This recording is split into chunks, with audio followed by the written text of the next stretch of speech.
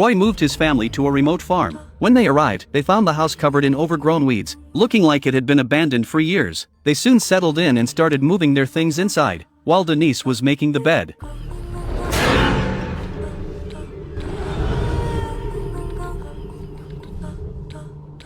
Denise didn't seem to notice anything unusual, but her young son saw it clearly, being so little, though he had no idea what he was actually looking at. Just as Denise picked up her son and was about to leave the room, she noticed a large stain on the wall. She immediately started scrubbing it away, but when she glanced at her son, she realized he was staring up at the ceiling. Denise looked up as well, but saw nothing there, so she brushed it off. The next morning, Denise woke up to find that the stain she had cleaned was mysteriously back. Meanwhile, as her son sat eating breakfast, he spotted a terrifying figure reflected in the surface of his spoon. The creature slowly crept toward him. When the boy turned around, he saw it crawling frantically across the walls. Denise, busy washing dishes nearby, never noticed that her son had started following it. Step by step, the creature lured him deeper into the house. Then, the moment they reached the basement door, it suddenly vanished. Just then, Denise realized her son was missing. As the boy reached for the basement door, she arrived just in time and scooped him up. Later, Jess came home and found her mother scrubbing the stain on the wall again. Denise then asked her to take some boxes from the hallway down to the basement. Jess carried the boxes downstairs and set them on a table.